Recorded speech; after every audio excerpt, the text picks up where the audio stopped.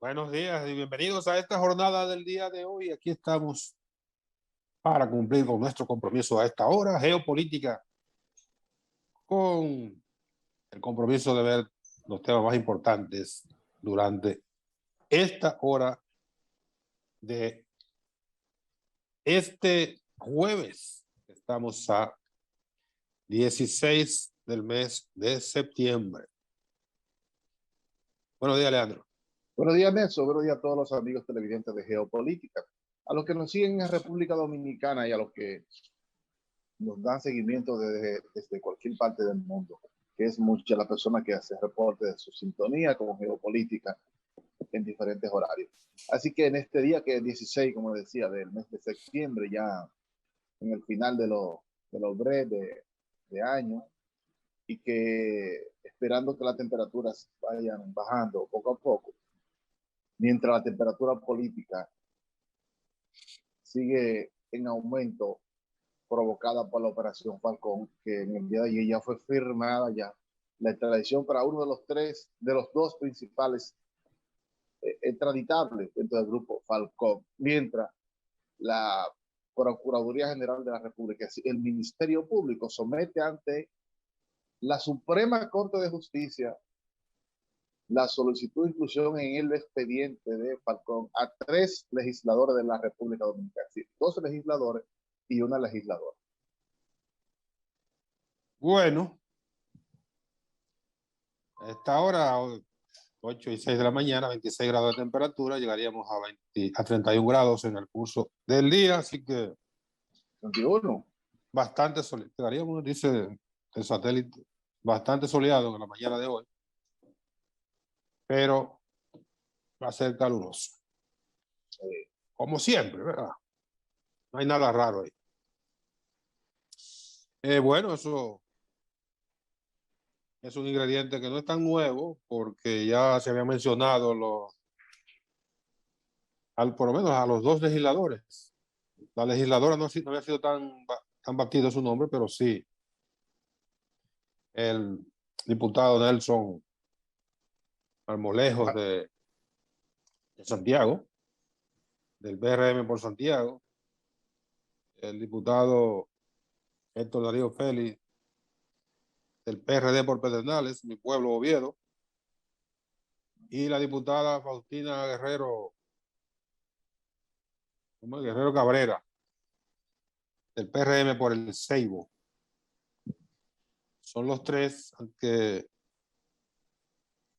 el Ministerio Público ha solicitado a la Suprema Corte de Justicia la designación de un juez de la instrucción especial para que vea el caso de esos 3 legisladores, porque como se sabe, ellos tienen privilegio de jurisdicción y cualquier vista que se vaya a, cualquier proceso que se vaya a llevar contra ellos, es en única instancia la Suprema Corte de Justicia. Los demás... Ese privilegio es bueno y es malo. Bueno, un privilegio malo porque la ventaja de las 3 jurisdicciones es que en la primera, en primera instancia, tú puedes ser condenado y en apelación se encuentran algunos vicios de procedimiento y pueden variar la condena. Y puede ver otra cosa diferente que no tomó en cuenta el primer tribunal. Bueno, el tribunal, la técnica jurídica es la siguiente, según han explicado. En primera instancia, cuando se determina una pena, una condena en primera instancia para un imputado, si el imputado apela, la Corte de Apelación no le puede agravar, no le puede agravar la pena. En cambio, si es el Ministerio Público que apela, sí le puede agravar la pena. O sea, le pusieron 5 años, el imputado quedó conforme, pero el Ministerio Público no quedó conforme. Dice que no. Apela, entonces ahí sí puede la la Corte de Apelación variarle la decisión de primera instancia, que es lo que significa agravar la pena. Bueno, tiene esas dos jurisdicciones en primera instancia. Todavía le queda la Suprema Corte, que lo que ve es la técnica utilizada en esos procedimientos, si los procedimientos fueron correctamente si se aplicó bien el derecho, si no le violaron ninguna de las prerrogativas de los imputados. La Suprema Corte de Justicia puede o ratificar o anular la sentencia y mandarla de nuevo a primera instancia, o mandarla de nuevo a una corte, no, a primera instancia no, a una corte de apelación que debe ser una diferente a la que lo conoció en segunda instancia. En la privilegio de jurisdicción, bueno, tú te enfrentas lo que estoy diciendo al bien o al mal. Eso ahí nada más. Que no es tan privilegiado porque es la única instancia que tiene. Sí. Es decir, tendrá que someterse a lo que determinen esos jueces de la Corte Penal de la Suprema Corte de Justicia. La Cámara Penal de la Suprema Corte de Justicia. Es decir, tú solo dependes de esas personas, no tiene otra posibilidad. Hasta el juicio de Odebrecht, que yo recuerde, hasta el juicio de Odebrecht, está, bueno, precisamente hoy, creo que va a sustentar su defensa Pitaluga, o Víctor Díaz Rojas. Pitaluga, y esa es la última. Es la última, Pitaluga. La última escena pública del caso de Odebrecht ya solo será para emitir la sentencia. Exacto, ya hablaron todos los imputados, no, pero ahora vienen. El Ministerio Público a pedir su exactamente final. No, y los últimos que hablan son los de la defensa técnica, el último que habla. Ahora viene el Ministerio Público a hacer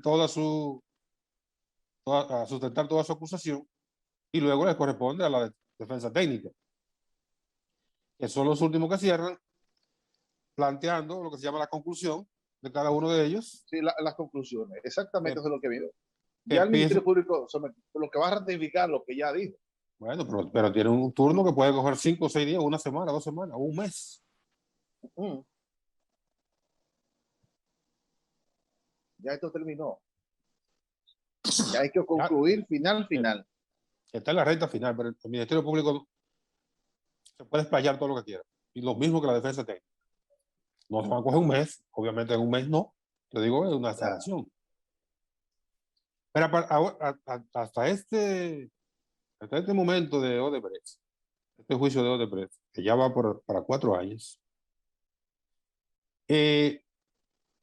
los privilegios de jurisdicción arrastraban a todo el mundo. Sí. Hasta ahora, si había uno solo imputado con privilegio de jurisdicción, a todos los demás se les estaba juzgando. ¿Qué pasó ahora? Bueno, que la Suprema Corte de Justicia dijo que estas personas no tienen privilegio de jurisdicción, y por la condición de uno no lo puede privar a ellos de las demás jurisdicciones del proceso, primera instancia, Corte de Apelación. Sí. ¿Y qué hizo? Sacó a todos los que no tienen privilegio y dejó a Tommy Galán. Bueno, en el 5 de julio del año pasado, el pueblo de San Cristóbal se unió a los jueces de la Suprema Corte de Justicia y le quitó el privilegio de jurisdicción a Tommy Galán. Pero fue el pueblo de San Cristóbal, sí, que se combinó con los jueces para quitarle el privilegio a Tommy Galán. Y Tommy Galán está sentado en el banquillo de primera instancia como todos los demás. Así es. En este caso va a pasar lo mismo. Ya los imputados de la calle están en primera instancia, conociéndole la solicitud de medida de coerción.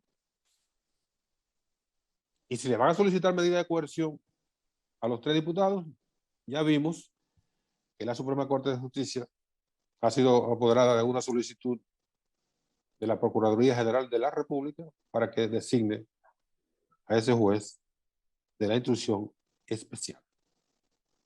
Ya Que va a se ser recuerda que que va a ser el papel que hizo Ortega Polanco. el colega y amigo Sí, Francisco Ortega Polanco. así es. Eso iba yo a decir, que Bueno. no sabemos quién le va a corresponder ahora a hacer la función de juez de instrucción en la Suprema Corte de Justicia, que le tocó a Ortega Polanco en el juicio de Odebrecht. Uno lamenta mucho que el primer poder del Estado de la República Dominicana, en una de sus partes, se vea envuelto en una situación de esa magnitud. Bueno, Creo que no hay. El primer poder no. Ajá. No, generalizado no. No, el primer poder no, tres miembros de ese poder. Sí, pero antes han sometido a otros, han servido Está envueltos bien, muchísimo. pero no podemos cargar, o sea, que el poder como tal, el órgano como ¿Y tal, de dónde son ellos? ¿De la Junta Central Electoral? son miembros de una ala, de un órgano constitucional que Eso es de una el parte poder, del primer poder del Estado. que es un órgano constitucional, la Cámara de Diputados, el Senado de la República, formando parte de lo que se conoce como La Poder Asamblea. Judicial. Sí. Poder Judicial, que es poder legislativo, sí. que es según la concepción de Ajá. Montesquieu, es el primer poder del Estado. Tú lo pones entre Porque comillas. es el que tiene la delegación. No, yo hablo de la concepción. De que no sea es otra cosa. Pero la concepción de la separación de poderes, claro, le confirió al legislativo la condición de primer poder del Estado, porque es el más representativo de todos. Sí. Aunque un pensador francés también de los tiempos de Montesquieu, los años de 1700 y algo, llamado Benjamin Constant, dijo una frase relativa al Congreso Nacional. Cuando el legislativo lo controla todo, no puede hacer otra cosa que mal. Es un sello que tiene ahí con ese pensador de altos vuelos del siglo XVIII, un sello que tiene el Congreso. Imagínate tú cuando le dan demasiado poder, no puede hacer otra cosa que no sea mal. Y cuando el Poder Ejecutivo tiene el control del Poder Ejecutivo y también del Poder Legislativo. Bueno, porque el Ejecutivo tiene su nombre. Ejecuta las decisiones suyas y las que le ordena el Congreso. Así es. Porque el Congreso no le sugiere, al Poder Ejecutivo, mire, usted debía aplicar una norma que no le obliga mediante una ley a ejecutar esa ley. Sí, incluso y al Poder Judicial le obliga también, el mismo Poder Legislativo obliga al Poder Judicial a su vez a cumplir esa ley. A cumplir esas leyes mediante aplicar correctamente lo que dice la ley. Mediante los procesos judiciales. Sí. Y por demás, el legislativo aunque estaba encima de los otros. Pero no solamente eso. Es el que incide directamente. Pero no solamente por mandato de la Constitución. Claro, tiene la capacidad no solamente de hacer las leyes para que usted trabaje en función de esa ley, sino de fiscalizar la correcta aplicación. ¿Usted se imagina? Está por encima de todos. Claro. Está por encima de todos. Los legisladores dominicanos no se han dado cuenta que ellos son el primer poder del Estado. En su ejercicio. Mira, es así, de tal manera. Otro elemento, otro sencillo ejemplo que se puede poner rápidamente. Es así que los legisladores son autónomos. Y pueden hacer lo que les dé la gana, viajar, salir, Si el presidente de la República va a estar más de 15 días fuera, tiene que pedir el permiso al Congreso. Y si se lo niega, no puede salir. Así es. No puede salir. Para nombrar un representante del país en una misión diplomática fuera del país, tiene que aprobarse el Congreso.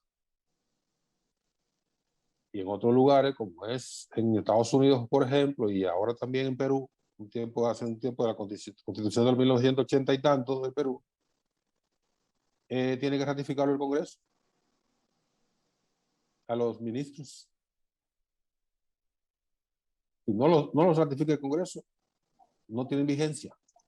En Estados Unidos, tú sabes que lo someten a un zarandeo tremendo los legisladores para ratificar a un ministro de la Casa Blanca y a un dependiente de la Casa Blanca, que son los ministros, ya le llaman secretario, como le llamábamos nosotros aquí, secretario de Estado, allá le llaman secretario, y en México también le llaman secretario todavía. Pero cualquier secretario que nombre el presidente de los Estados Unidos, si el Congreso no lo aprueba, queda denegado. Recuerdo uno, rapidito, de los últimos, de los pocos que le han negado en los últimos 50, 100 años al presidente. Fue me acuerdo del primer nombre, ahora el apellido no recuerdo. Werner, que fue comisionado de policía de Nueva York cuando el 11 de septiembre. Tuvo un desempeño junto con Giuliani, que era el alcalde, un desempeño muy importante, muy visible y muy eficaz. Bueno, el presidente Bush lo propuso para secretario de Seguridad Nacional. Bien, todo el mundo pensó que es un clavo pasado. Que Bernard, no recuerdo el bendito apellido, pero bien. El jefe de la policía cuando tumbaron la torre. Y lo pueden buscar. El apellido es Bernard. El nombre es Bernard. Pues todo el mundo pensaba que era un clavo pasado. Clavo pasado. Le sacaron 2 o 3 vagabunderías con mujeres y lo tumbaron. Sí, lo propio debiera haber un proceso de calificación en República Dominicana para la gente que es fea, funcionario y legislador, porque es que no es posible. Aquí le borran los archivos a la gente y a otros le fabrican archivos. Sí. Es una cosa terrible, es un proceso que aquí nosotros debemos trabajar para institucionalizar nuestra república, para hacer grande nuestra democracia, porque mientras siga en ese estado de visión pequeña, mediatizada, tenemos una democracia coja totalmente. Y que la separación de poderes se ejerza de manera de verdad. De verdad, de verdad. Aquí nunca le han pedido a un legislador, a un presidente, casi a todo el mundo que manda como embajador se lo aprueba, sin ni siquiera el mínimo razonamiento. No, le han tumbado alguno. Bueno, escasamente. Yo recuerdo uno penosamente a Mainardi, ¿cómo se llama? Miguel Ángel Velázquez Mainardi. Miguel Ángel Velázquez Mainardi. Que lo tumbaron fue por un resabio personal de Ramón Albuquerque, que era presidente del Senado. Ajá. Sí. Hay que Velázquez fue muy pugnaz, muy agresivo en términos políticos contra el PRD. Sí. Contra el doctor Peña Gómez y el PRD. Recuerda aquel conteo de que el gobierno de Salvador del Blanco le quedan qué sé yo cuántos días, tantas horas y ni un segundo más. Bueno, fue muy severo con ese gobierno y Albuquerque se aprovechó porque Velázquez tenía las calificaciones sobradas para ser embajador en Chile. Aún así él fue a Chile y ejerció sin estar todavía acreditado hasta que falleció. Y ahí lo sustituyó también colega y ya fallecido César Medina. César Medina. En el año 1900, 88, el Congreso nunca ratificó al embajador en Israel, Ramón Castillo, lo cual de la tríada que llegó con el PRD en la primera avanzada de 1961, el 5 de julio del 61, y el doctor Balaguer lo nombró embajador en Israel. Bueno, él también fue y ejerció un tiempo, pero el Congreso nunca lo ratificó. Nunca. Esos son los dos únicos casos que yo reconozco de dos personas conocidas por mí. Yo solamente conocía a Blanquito. Y antes de eso, hemos tenido embajadores con expedientes penales borrados en instituciones y lo mandan a embajadores. Hemos tenido embajadores que no han debido ser nunca ni siquiera mensajeros de una embajada. Claro, una barbaridad. Vamos a la pausa y venimos de inmediato con más en Geopolítica.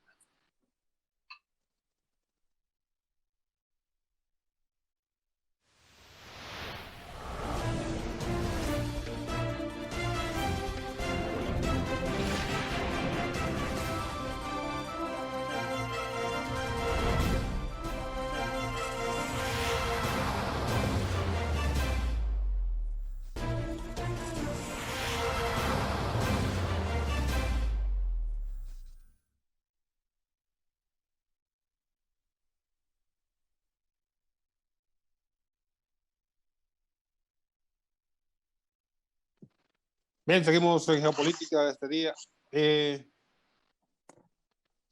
Teníamos una discusión interesante sobre esto que ha devenido un escándalo para el Congreso. Porque, aunque yo defiendo el Congreso como institución, como dice Leandro, ha sido salpicado por estas individualidades. Por eso yo digo, no es el Congreso, no son elementos del Congreso. Está bien. Aunque yo creo que el Congreso no ha cumplido con su rol histórico, con su función histórica, como órgano del Estado. Esa es otra cosa, que también tenemos diferencias en esto. Porque para poner un paréntesis y recordar cuál es tu predicamento, tú sostienes que el Congreso no hace la verificación, que no es un veedor, un órgano de control, claro. de verificar. Y yo digo que sí que lo hace. Bueno. Porque cumple con la función que le asigna la Constitución de la República de analizar las cuentas del Ejecutivo, darle descargo o hacerle señalamientos. Y eso lo hace todos los años. No, lo hace todos los años. Si tú quieres ver el Congreso, encontrarás esos informes. ¿Qué ocurre con esto? Que volvemos a lo mismo y decimos que ahí se invierten los papeles. Y el Congreso, el presidente de la República manda, el Ejecutivo manda esos cantidad de libros y documentos que malamente son examinados por alguno o dos, algún legislador o algún curioso, pero no con la función realmente que la Constitución estableció para que esa tarea fuera verdaderamente efectiva. Pero bueno, eso es una parte de las cosas que el Congreso no cumple. Pues bien, entonces, decíamos fuera del aire, a propósito de estos líos de los legisladores,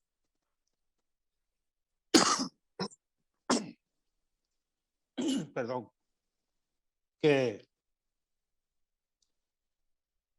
se quiere cambiar el voto preferencial por, ¿cuál es? No, más bien que se creen los distritos electorales para que haya más cercanía de la gente con la gente que lo propone, porque hay gente que viene de un sitio sin tener vínculo con eso, pero el único elemento que funciona es el dinero, es decir, que la gente sea candidato de la zona de su zona de impacto. Y me pregunto, por ejemplo, y pongo a Barahona te puse a Barahona como ejemplo, ¿verdad que sí? Un diputado, ¿verdad? Barahona no hay circunscripción, de un extremo de kilómetros, es decir, allí en la costa casi pegado en Enriquillo, ¿verdad? En una loma de Enriquillo, cerca de donde tú eres, cerca de Oviedo. un candidato tiene que ser un candidato que vaya en la Loma de Polo, también candidato allá, o en Salinas, o mucho más lejos de Vicente Noble, que está extremadamente lejos y no tiene ningún vínculo con esa población. No, Un no, no es diputado. así. No es así, Leandro. Ajá. Los Tú, diputados son de allá, tú hiciste campaña en Riquillo. y en Ciénega y toda esa zona de allá. Claro. Pero bien, tú dices, o la Sí, idea es en crear. una zona totalmente alejada Está de mi bien, zona pero de impacto, igual yo, que para los que son de Riquillo. yo En lo la que digo cuenca es, no son lejos, tan lejos de la cuenca. a ver, creamos los distritos electorales, que es la idea que hay. Y yo pregunto, ¿y las circunscripciones qué son? Pero las circunscripciones solo existen en 6 provincias del país. Pero ¿en qué cambia? ¿En qué cambia que un delincuente se agencie una candidatura en en una circunscripción electoral o en un distrito? Bueno, En qué de, cambia de, eso? de todas maneras el delincuente podría irse cualquiera porque él puede ser uno de esos distritos. En lo que digo, ¿en qué cambia? Claro. En nada. No, la prohibición para que no sea permeada por el narcotráfico tiene que venir de otro tipo. Tiene que ser con una regulación de los partidos a la hora de escogerlo. Sin En embargo, cambio, en sí. cambio, y me importa poco que me digan antidemocrático o arcaico, Mm. en cambio, y yo recuerdo, por suerte, he estado en muchos procesos en los últimos 30 años, electorales en primera línea por mi condición de analista político, Sí. que me permitió tener vinculaciones con los grandes líderes. Y lo reitero, que a Juan Bosch y a Joaquín Balaguer nunca se le coló un delincuente como diputado. ¿O tú recuerdas alguno? Bueno, en el caso de Juan Bo no lo conozco porque vi la selección, bueno, estuvo ahí en los últimos años. Tenía más o menos algún nivel de control, aunque no dirá lo mismo en el caso No, yo lo digo igual. de Balaguer. Yo digo yo. No, Balaguer, no, no, Sin, sin, sin yo embargo, lo digo, había lo un poco más de digo, control. lo digo con conocimiento de causa. A Balaguer nunca se le coló un delincuente como diputado. Él ponía gente de barrio, gente humilde. Y te puedo mencionar a Cecilio Montero aquí en tu barrio, María Zapata, porque sé yo cuánto, eh, Bienvenida Mercado de los Minas, y los pueblos, muchísima gente humilde pero honorable. El doctor Peña Gómez tenía una posición más laxa, Más abierta. porque era más democrático, obviamente. Sí. Entonces, Se le colaban gatos por liebre. se le colaba, pero tampoco un delincuente notorio, no, se le colaba gente que decían que tenía, De, de, de que, hecho, que lo tengo buena aumentaban. tengo mucha gente que Peña Gómez sufrió mucho eso de la gente, de las cosas que le metieron. Porque había mucha gente que tenía malas intenciones al lado de Peña Gómez, cerca de Peña Gómez. No, y los tres líderes, pero los otros, por ser más cerrados y más caudillos, tenían más control. Sí. Pero esos dos, fundamentalmente, esos dos líderes, y digo los tres, tenían mucho cuidado con la gente que ponían. Cuando Peña tenía la potestad de poner diputados, ¿a quién le puso? Directamente, ¿a quién le puso? A Hugo Tolentino, a Tirso Ricard, a, a Ibelice Prade Pérez, gente así. Gente de nombradía, totalmente. En el ayuntamiento, cuando tenía que poner regidores, ¿a quién ponía? O a Emilio Rodríguez de Morici, y por ahí para abajo, como dicen en Puerto Rico. Gente así. Sí. El voto preferencial es un río bajando. ¿Qué es lo que es un río Sí, no, bajando? no, no. Evidentemente que el deterioro, sí, la baja de la calidad notable ¿Qué es un río dentro del, bajando? Que ahí va de todo. de que se ha verificado en el Congreso en los últimos años ha sido promovido provocado por la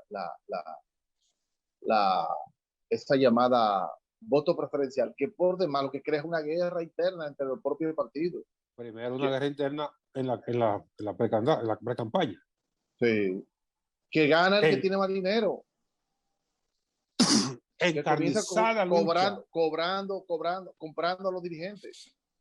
Incluso hay dirigentes que tienen la prerrogativa de incidir sobre la base, los reales, que son comprados papeleta pura por los sectores maliciosos.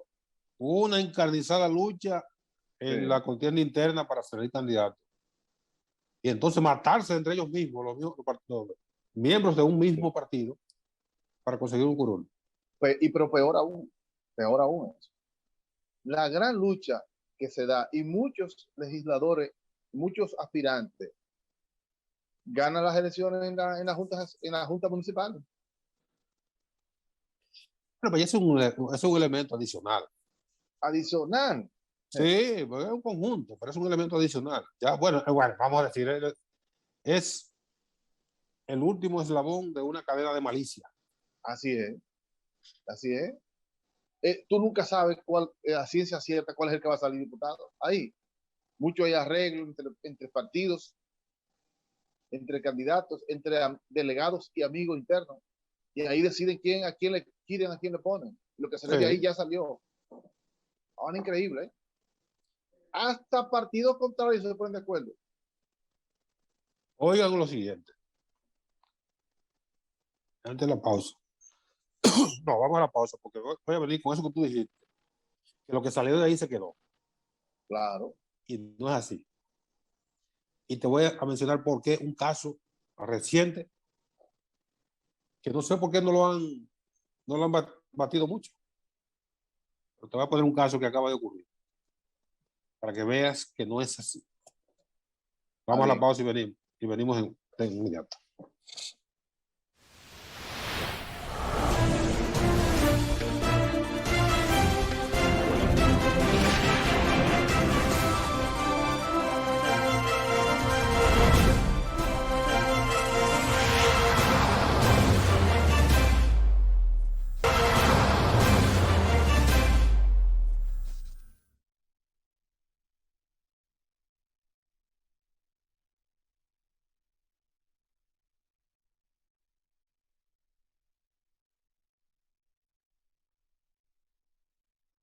Geopolítica ya en la recta final.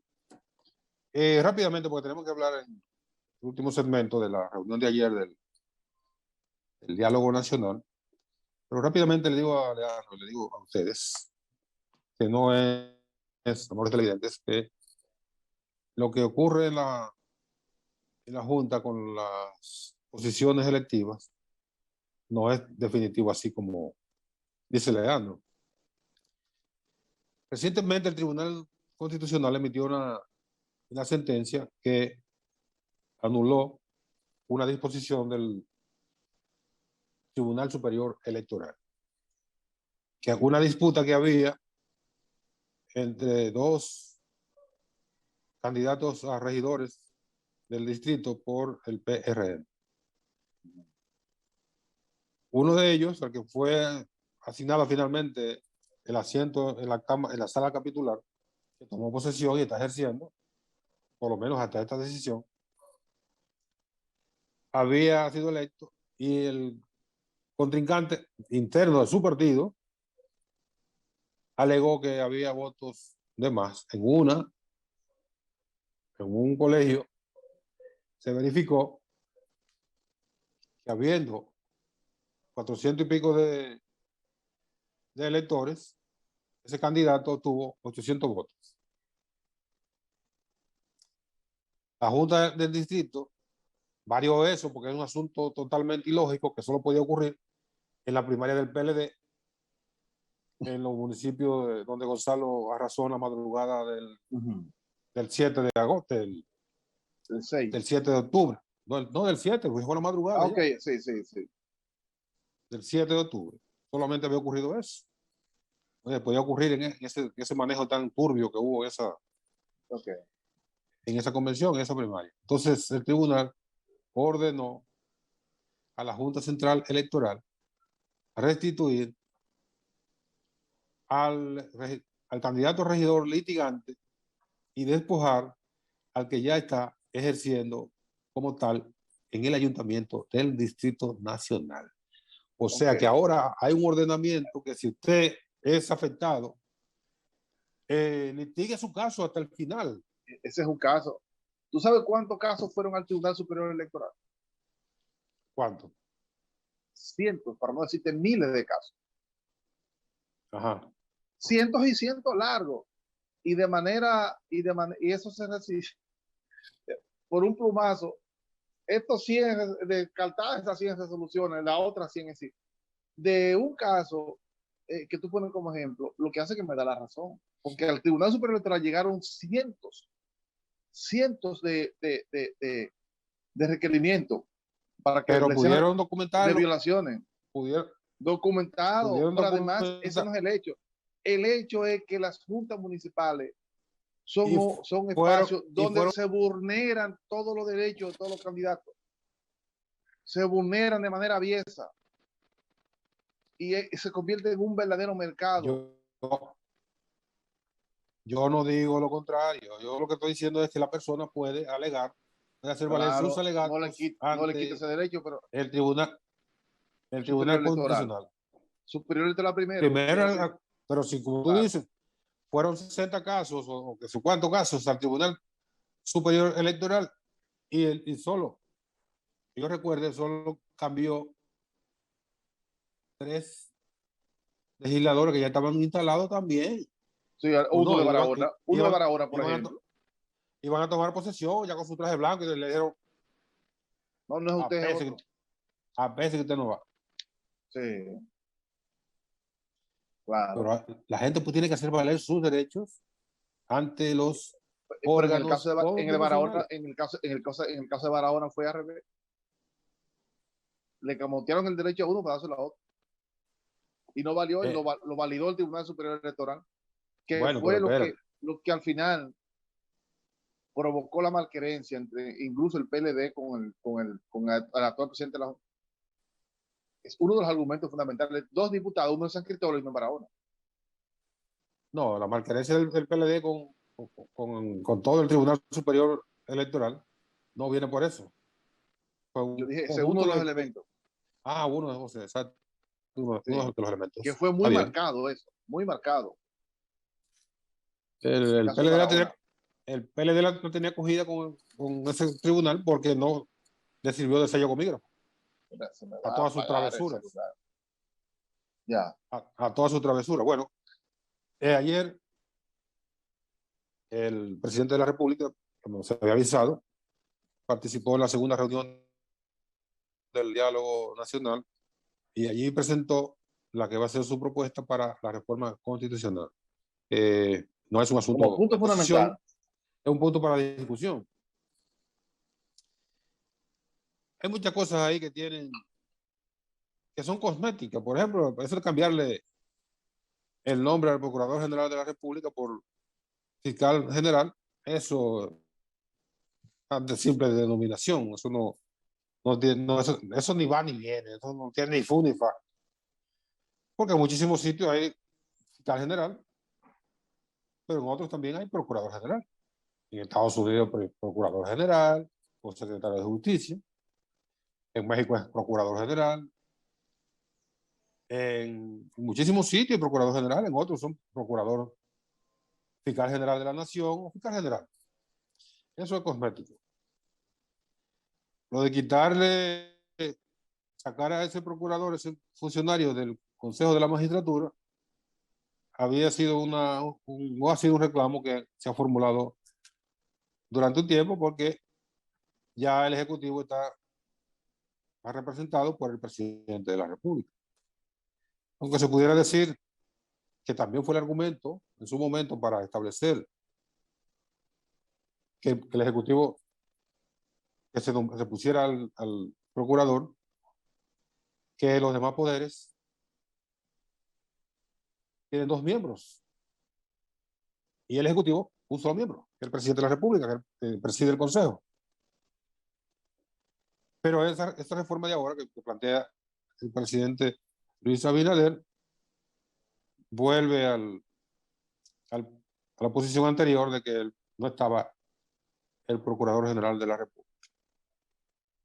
También cambia los nombres a otros funcionarios del área judicial, también del área administrativa. El Procurador General Administrativo le cambia la denominación. Eso es cosmético. Dice el presidente que su propuesta está dirigida a fortalecer a las instituciones y no al Poder Ejecutivo.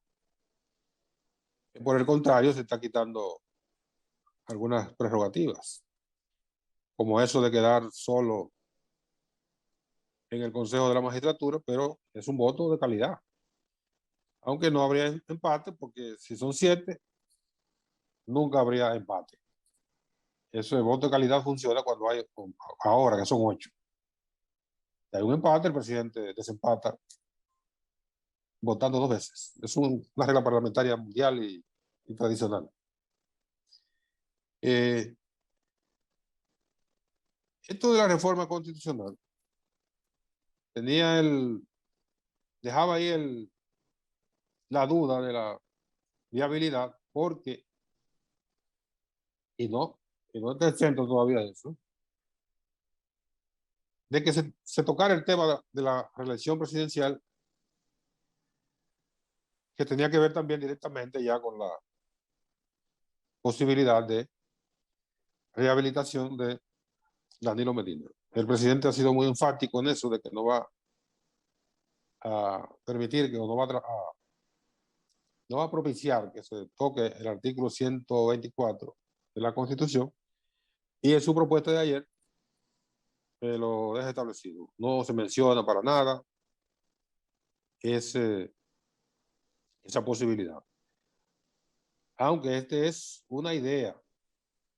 El que hay que estar vigilando es el proyecto de ley que se presente para declarar la necesidad de la reforma constitucional, que esa es una ley y tienen que estar contenidos ahí los artículos sobre los cuales versará la reforma constitucional. La ley establece un patrón, un marco, del cual no se pueden salir los legisladores. No es verdad que el Congreso es soberano, que la Asamblea es soberana y que puede discutir allí cualquier cosa. Tiene que discutir sobre los artículos que se señalan en la ley de reforma constitucional. Eso siempre dice, la reforma constitucional versará sobre los artículos 1, 2, 3, 10, 50, el 20, el 50, el 90, el 100, así por el estilo. Ahí tiene que circunscribirse el trabajo de los legisladores. Y ahí sí son soberanos. Pero en esos artículos nada más. Si en la ley, en el proyecto que se apruebe, se convierte en ley, no está el artículo 124, ningún legislador puede pararse en la Asamblea y decir, yo propongo que se incluya el artículo 124, porque eso no es así. Pero se acabó el tiempo. Hay suficiente espacio todavía para discutir sobre estas propuestas y las demás. Y eso lo haremos en sucesivos programas, Dios mediante. Así que terminamos por hoy. Mañana, Dios mediante, estaremos de nuevo en otra entrega de Geopolítica. Sigan bien.